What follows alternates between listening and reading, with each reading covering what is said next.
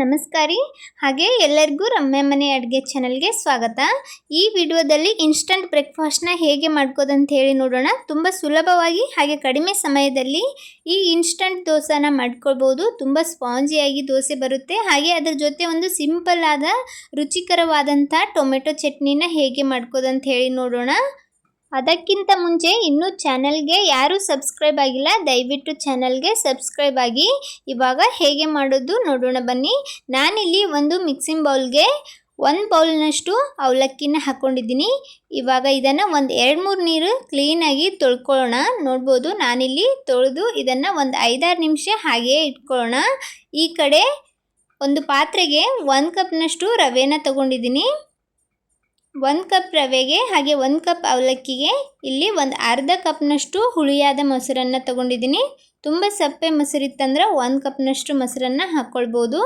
ಇವಾಗ ಇದನ್ನು ಚೆನ್ನಾಗಿ ಮಿಕ್ಸ್ ಮಾಡ್ಕೊಳ್ಳೋಣ।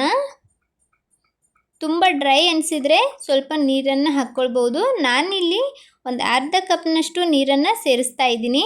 ನೀರನ್ನು ನೋಡಿ ಹಾಕ್ಕೊಳ್ಳಿ, ಒಮ್ಮೆಲೆ ಹಾಕ್ಲಕ್ಕೆ ಹೋಗಬೇಡಿ, ತುಂಬ ತೆಳುವಾಗಿ ಬಿಡುತ್ತೆ।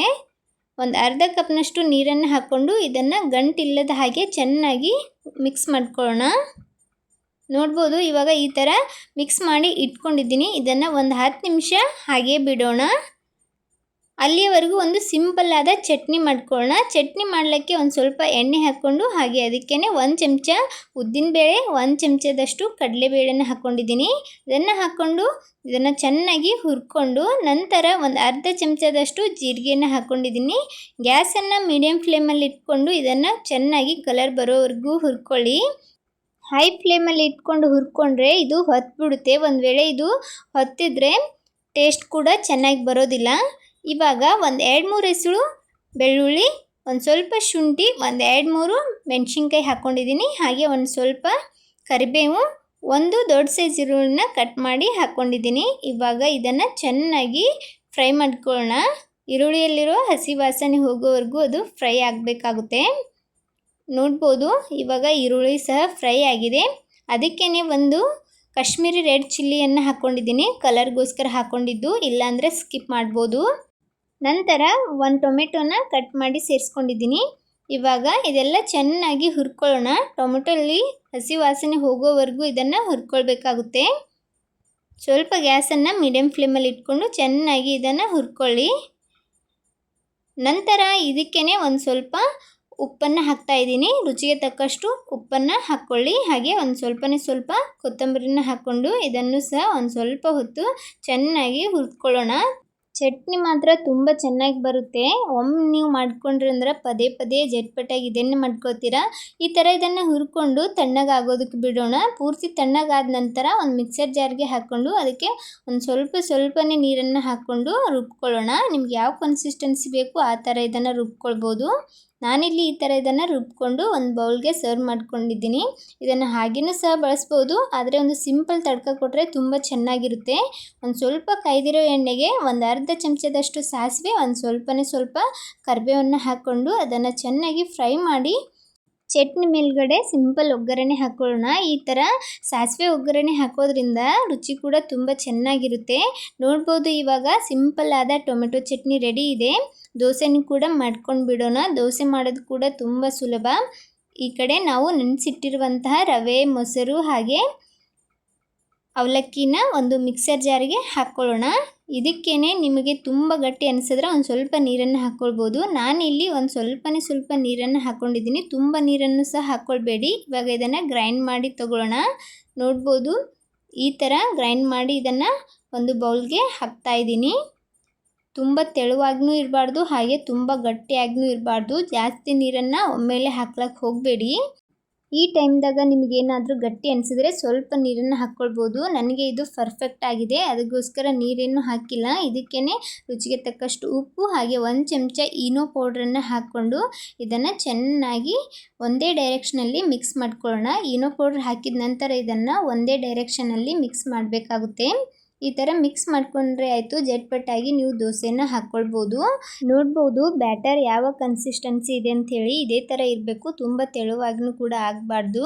ಈ ಕಡೆ ನಾನು ಕಡಾಯಿ ತೊಗೊಂಡಿದ್ದೀನಿ, ಅದಕ್ಕೇ ಚೆನ್ನಾಗಿ ಎಣ್ಣೆನ ಹಾಕ್ತಾ ಇದ್ದೀನಿ. ಕಡಾಯಿ ಸ್ವಲ್ಪ ಚೆನ್ನಾಗಿ ಕಾಯಿಸ್ಕೊಳ್ಳಿ, ಎಣ್ಣೆ ಚೆನ್ನಾಗಿ ಕಾಯ್ದಿರಬೇಕು. ನಿಮಗೆ ಕಡಾಯಿ ಒಳಗೆ ಹಾಕ್ಲಿಕ್ಕೆ ಇಷ್ಟ ಇಲ್ಲ ಅಂದರೆ ದೋಸೆ ತವ ಇರುತ್ತಲ್ಲ ಅದರ ಮೇಲ್ಗಡೆನೂ ಸಹ ಹಾಕ್ಕೊಳ್ಬೋದು, ತುಂಬ ಚೆನ್ನಾಗಿ ಬರುತ್ತೆ.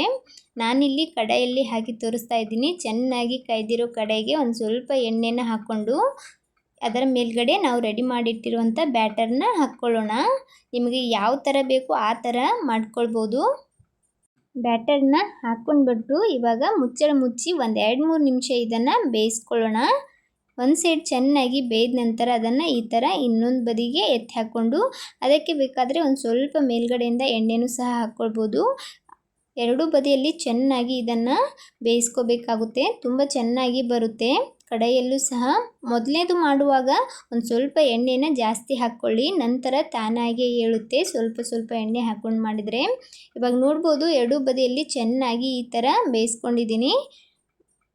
ಅದನ್ನು ತೆಗೆದ್ಬಿಟ್ಟು ಇನ್ನೊಂದು ಸಹ ಹಾಕ್ಕೊಳ್ಳೋಣ. ಅದೇ ಥರ ಒಂದು ಸ್ವಲ್ಪ ಎಣ್ಣೆ ಹಾಕ್ಕೊಂಡು ಅದಕ್ಕೇ 1-2 ಚಮಚದಷ್ಟು ಬ್ಯಾಟ್ರನ್ನು ಹಾಕ್ಕೊಂಡು ಒಂದು ಸ್ವಲ್ಪ ಈ ಥರ ತೆಳ್ಳಗೆ ಅದ್ರ ಮೇಲೆ ಪ್ರೆಸ್ ಮಾಡಿದರೆ ಮುಗೀತು. ಇವಾಗ ಮುಚ್ಚಳ ಮುಚ್ಚಿ 1-2 ನಿಮಿಷ ಇದನ್ನು ಬೇಯಿಸ್ಕೊಳ್ಳೋಣ. ಒಂದು ಸೈಡ್ ಚೆನ್ನಾಗಿ ಬೇಯ್ದ ನಂತರ ಈ ಥರ ಸ್ವಲ್ಪ ಎಣ್ಣೆಯನ್ನು ಬಿಟ್ಕೊಳ್ಳಿ, ತುಂಬ ಚೆನ್ನಾಗಿ ಬರುತ್ತೆ. ಇದನ್ನು ಇನ್ನೊಂದು ಬದಿಗೆ ಹಾಕ್ಕೊಂಡ್ಬಿಟ್ಟು ಅದಕ್ಕೂ ಸಹ ಒಂದು ಸ್ವಲ್ಪ ಎಣ್ಣೆ ಹಾಕ್ಕೊಂಡ್ರೆ ಮೇಲ್ಗಡೆ ಸ್ವಲ್ಪ ಕ್ರಿಸ್ಪಿಯಾಗಿ ಒಳಗಡೆ ಸ್ಪಾಂಜಿ ಥರ ಬರುತ್ತೆ, ತುಂಬ ಚೆನ್ನಾಗಿ ಬರುತ್ತೆ ದೋಸೆ. ಇವಾಗ ಎರಡು ಸೈಡು ಬೇಯ್ದಿದೆ, ನೋಡ್ಬೋದು ತೋರಿಸ್ತಾ ಇದ್ದೀನಿ. ಕಲರ್ ಕೂಡ ತುಂಬ ಚೆನ್ನಾಗಿ ಬಂದಿತ್ತು, ಎರಡು ಬದಿಯಲ್ಲಿ ತುಂಬ ಚೆನ್ನಾಗಿ ಇದು ಬೇಯ್ದಿದೆ. ನಾನಿಲ್ಲಿ ಒಂದು ಪ್ಲೇಟಿಗೆ ಎಲ್ಲನೂ ಸರ್ವ್ ಮಾಡ್ಕೊಂಡಿದ್ದೀನಿ. ನೋಡಿ ದೋಸೆ ಎಷ್ಟು ಚೆನ್ನಾಗಿ ಬಂದಿದೆ, ಕಲರ್ ಕೂಡ ತುಂಬ ಚೆನ್ನಾಗಿ ಬಂದಿತ್ತು. ಈ ಥರ ಸಿಂಪಲ್ ಆದ ಖಾರವಾಗಿರುವಂಥ ಟೊಮೆಟೊ ಚಟ್ನಿ ಜೊತೆ ಈ ದೋಸೆಯನ್ನು ಸರ್ವ್ ಮಾಡ್ಕೊಂಡಿದ್ದೀನಿ. ಬಿಸಿ ಬಿಸಿಯಾದ ದೋಸೆ ಜೊತೆ ಈ ಚಟ್ನಿ ತಿಂತಿದ್ರೆ ಅದ್ರ ಮಜಾನೇ ಬೇರೆ. ಜಟ್ಪಟ್ಟಾಗಿ ನಾವು ಸಿಂಪಲ್ ಆದ ಈ ಬ್ರೇಕ್ಫಾಸ್ಟ್ನ ಮಾಡ್ಕೊಳ್ಬೋದು. ನೀವು ಒಮ್ಮೆ ಟ್ರೈ ಮಾಡಿ, ಮನೆಯವರೆಲ್ಲ ಇಷ್ಟಪಡ್ತಾರೆ, ಪದೇ ಪದೇ ಇದನ್ನೇ ಮಾಡ್ಲಿಕ್ಕೆ ಹೇಳ್ತಾರೆ. ಈ ರೆಸಿಪಿ ನಿಮ್ಗೆ ಇಷ್ಟ ಆಗಿದೆ ಅಂದ್ಕೊಂಡಿದ್ದೀನಿ. ಇಷ್ಟ ಆದರೆ ಲೈಕ್ ಕೊಡಿ. ಹಾಗೆ ಇದೇ ಥರದ ಇನ್ನಷ್ಟು ರೆಸಿಪಿಗೋಸ್ಕರ ರಮ್ಯಾ ಮನೆ ಅಡುಗೆ ಚಾನಲನ್ನು ಸಬ್ಸ್ಕ್ರೈಬ್ ಮಾಡ್ಕೊಳ್ಳಿ. ಇನ್ನೂ ಚಾನಲ್ಗೆ ಸಬ್ಸ್ಕ್ರೈಬ್ ಆಗದೆ ಯಾರೆಲ್ಲ ವಿಡಿಯೋ ನೋಡ್ತಾ ಇದ್ದೀರಾ ದಯವಿಟ್ಟು ಚಾನಲ್ನ ಸಬ್ಸ್ಕ್ರೈಬ್ ಮಾಡಿಕೊಂಡು ವಿಡಿಯೋ ನೋಡಿ. ನನ್ನ ವಿಡಿಯೋನ ಯಾರೆಲ್ಲ ನೋಡ್ತಾ ಇದ್ದೀರಾ ಎಲ್ಲರಿಗೂ ಧನ್ಯವಾದಗಳು.